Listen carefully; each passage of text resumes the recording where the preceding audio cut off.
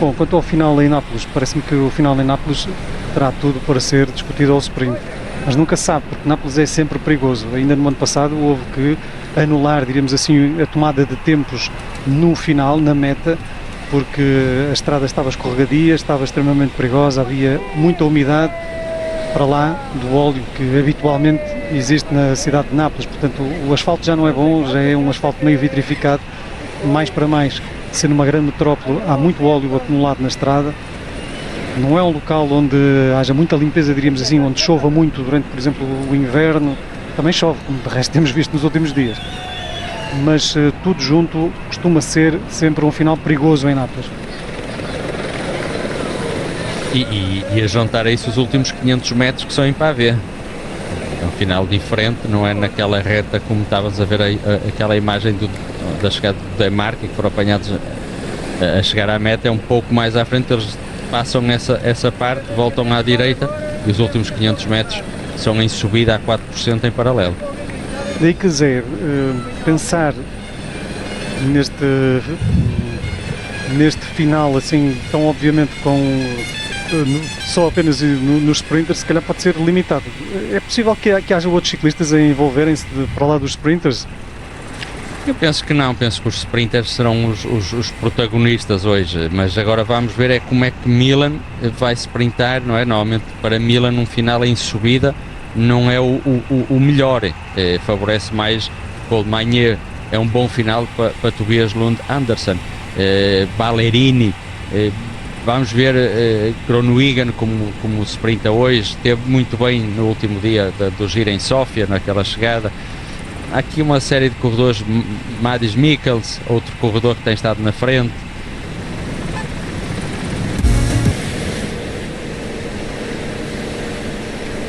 Começa a chover, não é chuva forte, não é nada por aí além, há algum vento também, esse vai-se mantendo sempre o vento. Estamos aproximadamente a meio da etapa e aqui uma correção em relação àquilo que há pouco víamos do Demarque. Ficamos assim um bocadinho apanhados de surpresa por aquela pequena peça com o Alessandro Demarque. O Alessandro Demarque falava ali de dois momentos distintos, um em 2021 quando ele enverga a camisola rosa e outro em 2023 quando em conjunto com o Simon Clarke eles iam na frente e andaram na frente quase 150 km de etapa e depois são alcançados já nos últimos metros. Ele diz que, e era isso que dizia o Alessandro Demarque, que mais do que guardar a camisola rosa, guarda essa memória do companheirismo com o Simon Clarke, que eles terminam na 88ª e 89ª posição. Eu acho que nesse dia eu tinha apostado no Demarque e o Olivier no Simon Clarke. Memória. Tive as apostas que nós não podemos esquecer, de facto, concordo. Como o Harper para Gonçalo Moreira, isso vai ficar a vida toda, mesmo com 94 anos, será sempre na cabeça. Mas então dizia o Demarque que não esquece aquele momento, não obstante não ter sido uma vitória. Portanto, era um Demarque que ia muito para lá, não só da importância das vitórias, da importância da camisola rosa, ia para lá disso. E o desporto também é isto. E neste caso é o esforço conjunto de dois ciclistas que são adversários, mas que naquele dia, e o ciclismo tem muito disto, mas que naquele dia foram colegas de fuga e de infortúnio também. E a chuva voltou e agora eu dizia que era uma chuvinha, mas não é, caiu aqui um aguaceiro bem forte porque dá para ver a parte direita da estrada, parece um rio. E também algumas pequenas notícias, acerca das pequenas notícias que lemos na imprensa nacional e internacional acerca da Afonso Solari. São notícias, enfim, curiosas, são algumas curiosidades, não são... Para já dizer que ele foi questionado sobre a sua namorada, Afonso Solari, porque era uma antiga ciclista. E ele disse, sim, ela deixou de competir. Chama-se Marisa Ferreira, foi campeã nacional júnior de contrarrelógio, e portanto namora com Afonso Solari. Depois dizer que o pai dela é fã absoluto de motocross, e por causa disto, Afonso Solari inicialmente começou com motocross, e também li numa entrevista que o pai dele faz bolos. Claro que eu adorei a ideia. Agora não sei qual é o trabalho do senhor, do pai do Afonso Solari, mas já agora, se pudesse nos enviar uma pequena amostra do seu talento, eu não diria que não. O pai de Afonso Solari faz bolos, e isto li nisso na imprensa italiana.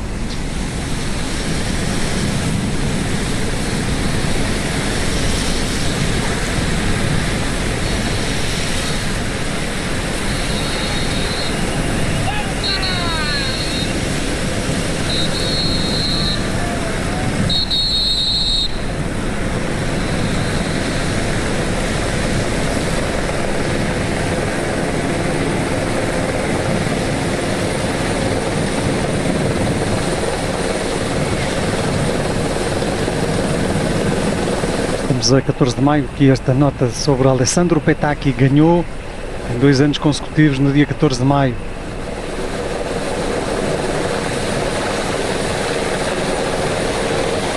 Nessa altura havia muito mais etapas para os sprinters nas grandes voltas, nomeadamente na Volta à Itália, enquanto o Alessandro Petacchi, quer dizer, enquanto o Mario Cipollini não alcançou as 42 vitórias, na Volta à Itália não parou de fazer etapas ao sprint. Depois ele alcançou as 42, não, estamos a brincar, não foi por causa disso que deixou de haver etapas ao sprint. Continua a haver bastantes, mas antigamente dá uma sensação de que havia muitas mais. O Mario Cipollini tinha o recorde de Alfredo Binda para bater, que eram 41, ele chegou às 42.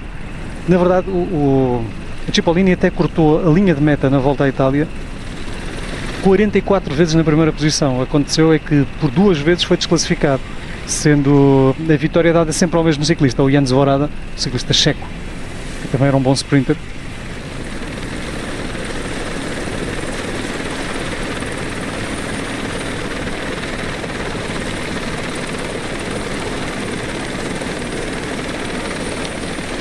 Veja-se que esta liderança do Afonso é a liderança maior,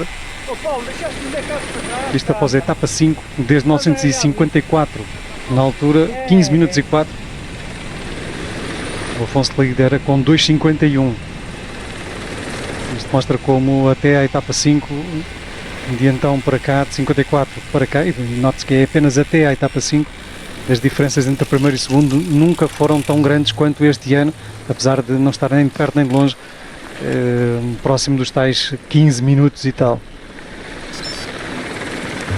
Muito bom Para lá mensagem. de Afonso Eulálio temos também Igor Arrieta, e não temos falado do Igor Arrieta, mas acho que há que falar do Igor Arrieta. E já agora perguntar, Paulo Martins, quem é que é este Igor Arrieta? É um ciclista também capaz dentro de uma UAE que também perdeu a liderança, mas encontra rapidamente outra liderança, acho que seja no Jan Christen, provavelmente encontram ali também outros objetivos para a liderança em termos de geral, ao contrário se calhar da equipa da Bahrein, que sempre hesitou em dizer, depois da desistência de Buitrago, que seria Caruso o líder para a geral. Portanto, temos aqui situações diferentes. Mas a Arrieta, que tipo de ciclista é e até onde pode ir a Arrieta? Será que a Arrieta pode vir a ser o novo líder da classificação geral? Entre um e outro, o Eulálio e a Arrieta, quem é que resiste melhor aos dias que vêm por aí, nomeadamente já amanhã ao Blockhouse? Bom, eu acredito que o Afonso seja um ciclista superior ao Arrieta. A questão é que o Arrieta tem-nos vindo a dar boas indicações da evolução, como temos vindo a falar do Afonso. O Arrieta está na melhor equipa mundial, tem muita gente que acaba por lhe tapar ali os caminhos e bloquear talvez um pouco a sua capacidade de liderança dentro de algumas corridas. Soube aproveitar bem, penso que no País Basco, onde ele esteve antes de chegar ao Giro, fechando top 10 e fazendo boas exibições nas etapas de montanha. Tem os genes familiares, porque o seu pai era ciclista e, portanto, ontem ele e certamente o seu pai viveram momentos que recordarão para o resto das suas vidas, com aquela vitória do ciclista espanhol e da forma como foi alcançada. Mas eu acredito que o Arrieta, e eu disse isso já várias vezes ao longo das etapas anteriores, quando a equipa da UAE perderam Jay Vine, Marc Soler e particularmente o Adam Yates, que a equipa ficaria desnorteada em relação a quem iria liderar a equipa. E eu continuo a pensar da mesma forma, que é uma equipa que não está aqui a pensar na geral, até porque o Jan Christen é um ciclista que está a fazer a sua estreia, o Arrieta esteve na Volta à Espanha, penso que no ano passado. São ciclistas que não têm uma maturidade para enfrentar uma liderança durante 3 semanas e com a responsabilidade de o fazer, na minha opinião. Eu acho que a equipa vai continuar de alguma forma a fazer aquilo que estão a fazer dentro da Bahrein com o Afonso Eulálio, deixar andar e ver até onde é que vai o limite dos dois ciclistas, apesar de que eu, entre Jan Christen, que é um excelente atleta, e o Arrieta, eu considero a Arrieta nesta Volta à Itália, para mim, dos dois, aquele que, se apontar a tentar fazer uma geral, será ele o melhor ciclista da UAE, mas são apenas opiniões e a estrada mete cada um no seu lugar. Nico Denz on the team car. He looks okay. He is not. So he is okay. He's going to the other side of the car. Talk to a sport director. Who knows what he talked about? Maybe another bike change. Maybe how he feels. We keep an eye on it for you guys. Back to the commentators. Vamos então ver como está depois daquele momento da queda.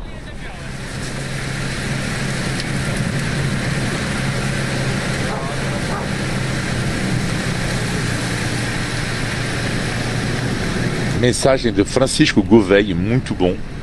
Diz o Francisco Gouveia: o meu apelido também tem 5 vogais, agora só me falta uma camisola rosa. E também faz história. É verdade, Gouveia tem 5 vogais como Eulário, mas Francisco, por enquanto, não tem a camisola rosa.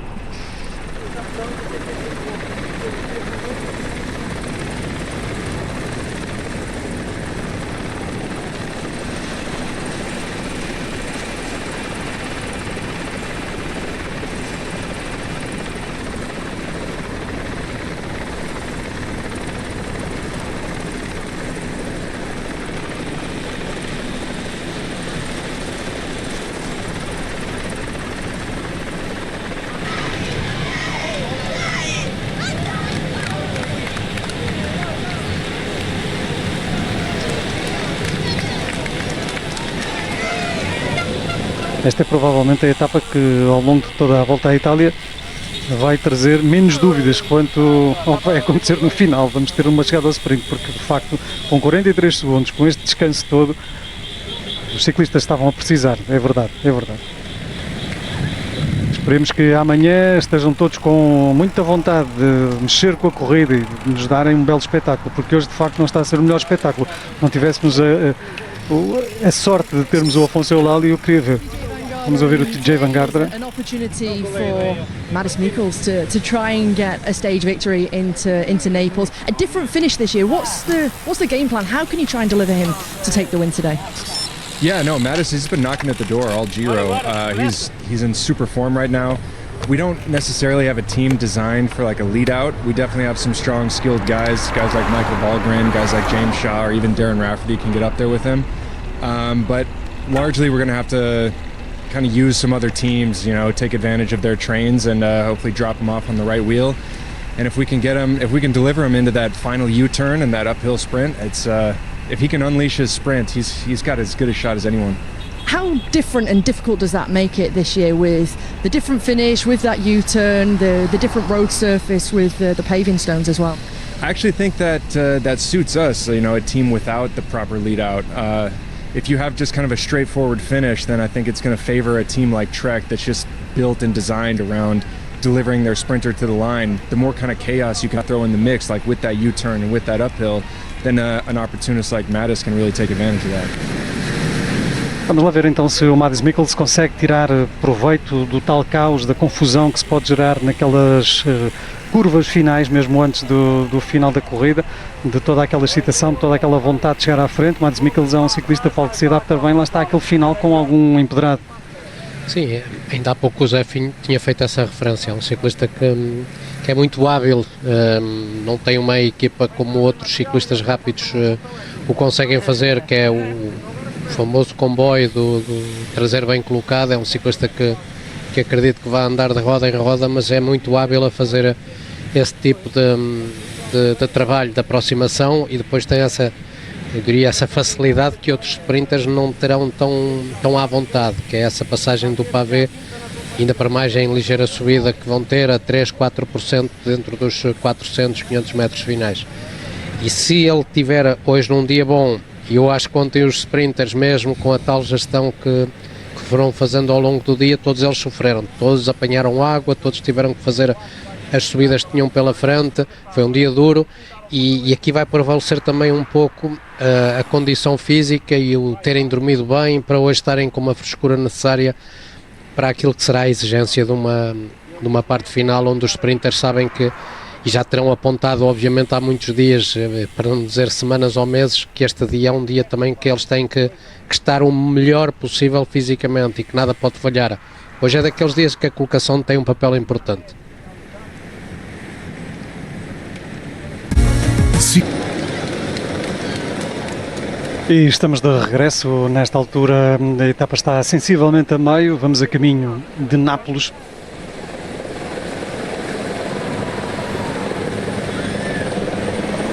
Vocês veem, a propósito dos outros que estão nesta altura, nos primeiros lugares da classificação geral, vamos analisar ali o top 10 e vamos ver quem é que, depois do blockhouse, ainda poderá estar no top 10, quem já não estará, seguramente.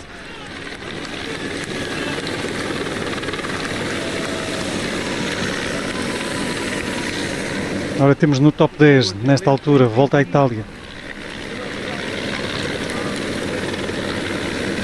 Afonso Lalo então em primeiro lugar, depois a 2 minutos e 51 Igor Arrieta, Scaroni está a 3,74, depois temos o Andrea Rancagni Noviero da Sudal a 3,39, Johannes Kulset da UNOX a 5,17 e depois vem Giulio Ciccone. Diríamos assim que o Ciccone é o primeiro dos homens de top 10.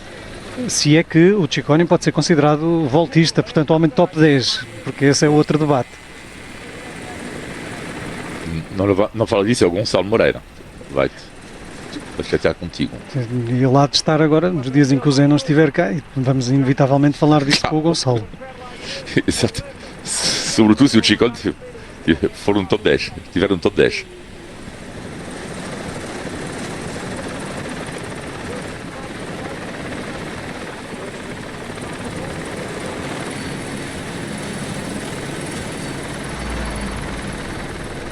Acho que o Zé não me terá ouvido, mas lá iremos dentro em pouco. Sim, eu estou a ouvir vocês já. Bom, é que entretanto vamos ter aqui uma entrevista, então depois já pegamos no assunto do top 10. First, tell us how are you feeling? How are you dealing with the injuries after stage 1? Well, it's been some hard stages for me. My back was really painful after the first stage, after the crash, and I've been suffering every day. I've been struggling to put on my socks in the morning, so just to get here has been painful. Painful way to a big possibility maybe in Napoli. What do you think with your experience as a sprinter about the run-in on cobbles and the U-turn? Yeah, well, it depends on if it's wet cobbles or dry cobbles. It's going to be an interesting one for sure. When it's uphill and cobbles, I think positioning will be more crucial with the first left corner. I think the sprint will be won from the guys who are best positioned in the last corner. What position would you like to be in that corner? Top 5. Good luck, mate. Thank you. Diz o ciclista norueguês da UNOX, o Erland Blikra, que hoje o mais importante será mesmo o posicionamento à entrada da curva final, portanto antes do sprint final. E diz também que está com muitas dores nas costas. Ele foi um dos ciclistas que já caíram nesta edição do Giro. Diz que até lhe custa de manhã pôr as meias, doem-lhe as costas. Já fez um 6º lugar na etapa de Sófia. É um ciclista já com 2 vitórias este ano, com outros bons resultados, muitos segundos lugares. Falando então da classificação geral e do top 10, José Azevedo, vamos então ao assunto. Eu acho que é interessante olharmos não apenas do ponto de vista a partir do ponto de vista do Afonso Eulálio. Há aqui mais gente, não podemos ser miúpes ao ponto de pensar que só existe o Afonso Eulálio, até porque os outros são ciclistas que, estando ali, também são adversários do Afonso. Sim, eu penso que daqueles que ontem ganharam alguma vantagem relativamente ao grupo principal onde estavam os candidatos a este giro. Temos o Afonso, o Arrieta sobe, ganha um tempo, mas ganha 3 minutos, ele está a 2,51, está a cerca de 3 minutos e 30 para esse grupo. Scaroni fica 3 minutos à frente, é um corredor que luta também pelo top 10, teve um dia menos bom, perdeu tempo, mas ontem com a fuga acaba por beneficiar e reentrar novamente nesta possibilidade de terminar top 10. Depois os outros praticamente estão todos ali num espaço de 10 segundos, de Ciccone ao grupo de onde está Mas, Hindley, O'Connor, que são 10 segundos mais. Derek G, que perdeu o tempo naquele dia da queda, está 1 minuto atrás, ou seja, está 7 minutos e 20 para o Afonso. E ontem tivemos o Rubio que perdeu muito tempo a estar na fuga, mas os restantes estão praticamente todos ali naquele grupo. Eu acho que amanhã começa a seleção, é uma subida muito exigente, já com 230 km, quase 230 km nas pernas quando iniciarem a subida. Eu acho que amanhã é um dia que poderá marcar grandes diferenças e vai fazer a primeira grande seleção. A segunda grande seleção é o contrarrelógio. são 42 km planos. Neste grupo eu penso que Vingegaard, Arensman são os corredores que podem, ou que teoricamente vão sair mais beneficiados. Os outros é minimizar as perdas, ou seja, são corredores que correm para perder o menos tempo possível, porque um corredor, Bernal, houve uma altura quando estava nos seus melhores momentos, defendia-se bem no contrarrelógio. Pellizzari não sabemos muito bem, mas Hindley, Felix Gall, mas são corredores que é tentar minimizar. Quanto vão perder, pois não sabemos. Derek G é um corredor que a partir deste minuto que tem atrás de todos estes vai recuperá-lo, irá passar, inclusive irá passar estes ciclistas, e a partir daqui vamos destes do blockhouse e do contrarrelógio é que é possível, no meu entender, começar a criar uma definição de quem são os corredores que podem estar na luta do giro, que podem estar na luta pelo top 5 pódio e quem pode estar na luta pelo top 10. José, eu referia-me essencialmente àqueles que estão à frente do Ciccone, portanto ao Kulset, ao Raccani Noviero, ao Scaroni, ao Arrieta e ao Aulal. No caso do Arrieta, por exemplo, o Arrieta está dentro da UAE. O UAE tem também o Ian Christen. O Christen para o Arrieta tem qualquer coisa como 3 minutos e meio de atraso. Sim. Foi isso, eu referi-me aos outros nomes porque, na minha opinião, do Ciccone, que é sexto, ou seja, aqueles 5 que estão à frente dele, na minha opinião, e posso me estar equivocado. Quem é que consegue aguentar, diríamos assim, uma luta pelo top 10 para lá do dia de amanhã? Eu vou dizer Scaroni, que acho que é um corredor que pode estar na luta pelo top 10, e não quero influenciar, não quero criar expectativas elevadas, porque eu sempre disse que não é justo e o Afonso tem que viver o dia a dia, mas passando o blockhouse, passando o contrarrelógio, se o Afonso tiver mesmo que perca esta diferença, mas, ou seja, para perder estes 6 minutos para um Vingegaard, para um Pellizzari, para um Arensman, se não a perder para a maioria dos outros, por que não pensar que o Afonso também pode correr para tentar terminar o giro no top 10? Eu acho que são estes 2 nomes. Os outros, sinceramente, eu não acredito que tenham essa possibilidade, mas nós também sabemos que nas grandes voltas muitas vezes, mas não é às vezes, é muitas vezes aparece um corredor que surpreende, que é uma surpresa e que acaba por ficar nos primeiros lugares. Muitas vezes. Muitas. É isso que eu disse, não é às cada vezes. grande volta neste momento é loucura. Vamos recordar no ano passado, Illy, Vauquelin, etc. E mesmo assim há mais Oscar ainda. Onley, não é? O ano passado, Oscar Onley, eu acho que à partida ninguém esperava que ele terminasse em 4º lugar. O Vauquelin, por isso é que eu disse, não é às vezes, é muitas vezes. É isso.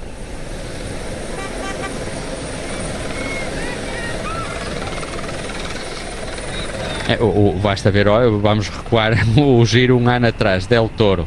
Eu acho que à partida ninguém dizia que Del Toro ia estar a disputar o giro até o último dia. Exato. E Paulo, quem é que dá mais garantia, falamos há pouco da Arrieta, dentro da equipa dos Emirates, se houver um ciclista escolhera que acabasse no top 10 na geral, quem dá mais garantias entre Christen e Arrieta? Olivia, eu já em dias anteriores volto a reforçar, já falei do Arrieta diversas vezes. Hoje já falei umas 3 vezes do Arrieta em relação ao Ian Christen. São 2 miúdos muito talentosos. O Ian Christen está a fazer a sua primeira grande volta e nós não sabemos o limite do que é que ele vale em 3 semanas. O Arrieta sabemos que no ano passado esteve nesta volta à Itália e fechou praticamente no top 35, é 36º, inclusive ficou à frente do Scaroni, de quem o Zé agora falava, e acredita que possa fechar top 10 se passar bem estas 2 fases do crono e do Black House. Portanto, eu acredito que é a Arrieta, para mim, a Arrieta entre os 2 homens da equipa da UAE. Vamos seguindo com a etapa 6 da Volta à Itália. Etapa plana.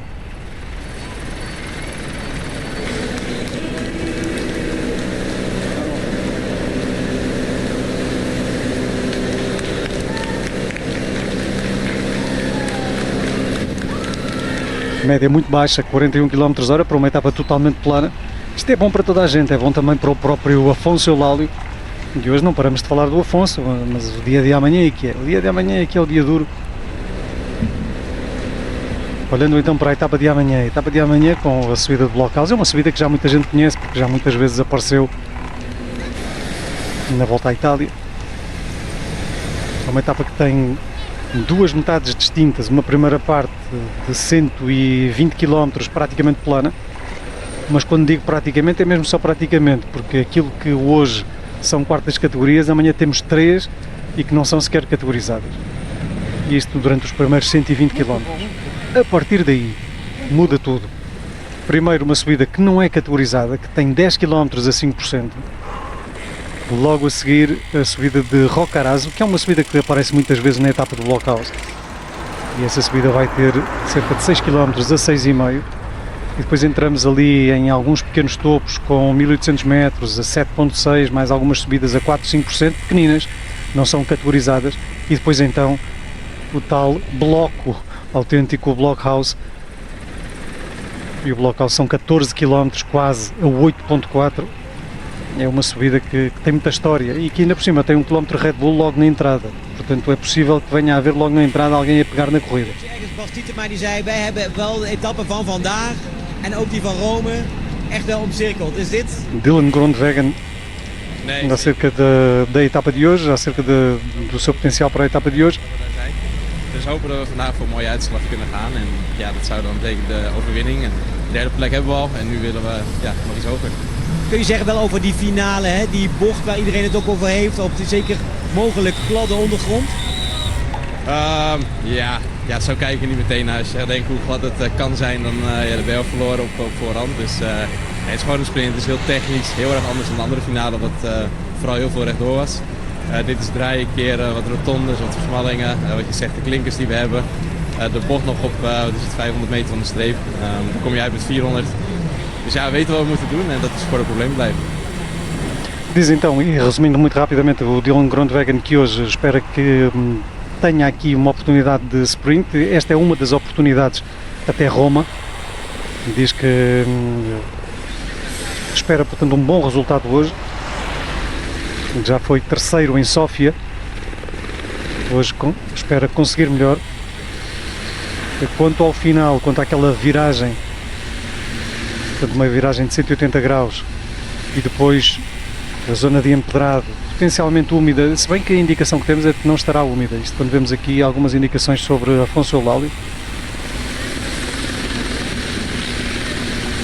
líder na Volta a Portugal no ano 2024, entre as etapas 13 e 8. Mas ainda quanto então ao final da etapa de hoje do Dylan Groenewegen, o Groenewegen diz que vai haver ali certamente muita luta, lá está, pelo posicionamento no sprint, um sprint diferente comparado com os outros sprints, mas ainda haverá uma parte muito técnica na aproximação a esses 400 metros.